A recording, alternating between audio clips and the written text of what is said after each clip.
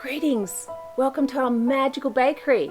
I bet you came because you've smelt the lovely aroma of fresh baked pies wafting over into your direction. Well, if you have, this is what you've smelt. We've been making some really delicious stuff for you. So come on in. Okay, so you might think that I've actually flipped my lid, but what I'm doing right now is I'm trying to set the scene for what I want you to do in the next couple of lessons. So going back to the notes, this is for, we're in month 2 of the spiritual warfare program, and this is day 27 to 31. And I'm just trying to bring a bit of playfulness back into what we're doing here, because it's really important for some of these exercises that we're able to access the inner child, that child that we pack away when we go into adulthood. And for good reasons. We can't just be using our imaginations in the adult world. It would be really dangerous to go about our adult lives and be so vulnerable. But it's also important to develop that skill where we can access both the formality of the adult world and use playfulness when we need to be able to use this playfulness. So to give you a quick overview of the exercise, all you have to do each day of the 5 days is choose either a sound, a touch, a smell, or a taste. And all you're going to do is visualize that and meditate on that for 2 minutes. That's all you have to do. It sounds easy, right? But you have to picture that in your mind that you can actually taste it if it is a taste.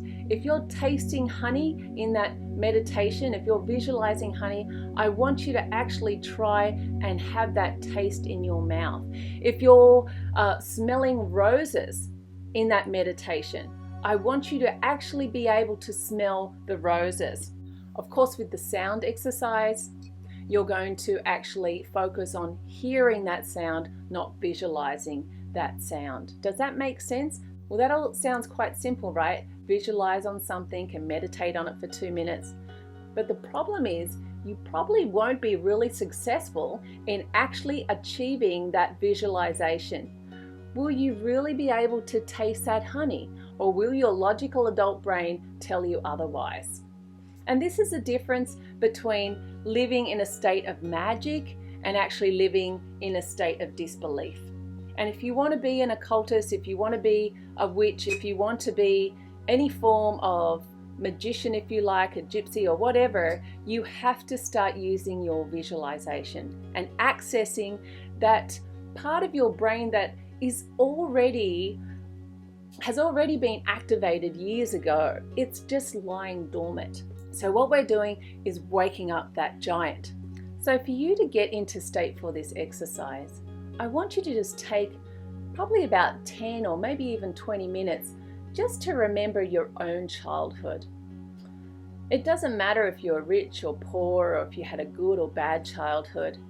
You as a child would have done something to entertain yourself, whether it was playing with thumb jacks out the front, or playing down the backyard with sticks, or building cubby houses, or whatever you were doing.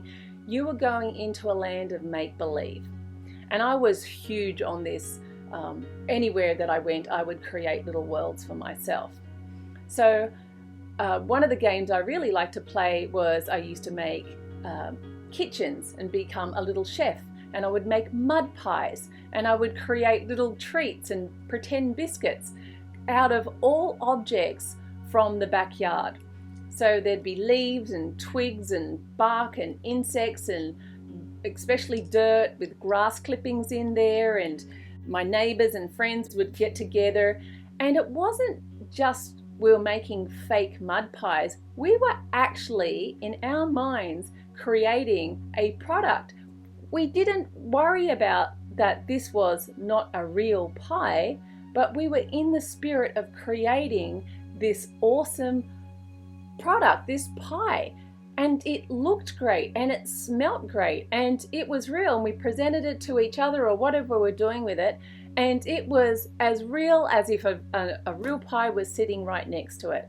And it's the same as if you were playing with teddy bears or Star Wars dolls, or you had cars, or you were playing with some other game that was relevant to your neck of the woods, wherever you are in the world. You used your childlike imagination to make that situation real, and it felt real to you. So all of your senses were totally switched on, and there was, in your mind, that was totally real. So from your senses, from sight, touch, taste, sound, everything about that environment felt really, really real. And so I want you to go back into your childhood memory database and think about some of those experiences. And when you get one, just sit there for a minute and go back there and start to pull out the details, and maybe even share it with a friend or write it in a diary, just so you can start to tease out this memory. It's really quite a beautiful experience. No matter what your childhood was like, that was a beautiful piece of time, and really important for you just to go back there and just remember how that was. And that was the start of your magical career, if you like, or being able to live in a magical state, which is such a positive state to be in. So this exercise is getting you to access that old dormant dragon that is already there. You already have this skill, and waking it up so you can utilize it in the here and now. And that's not to say we're going to get rid of our logical adult brain, because we need that, right? It's really important, but we're developing the skill so we can utilize both areas of our brain when it's important. Okay, I hope this has really helped, and I hope you're enjoying the program.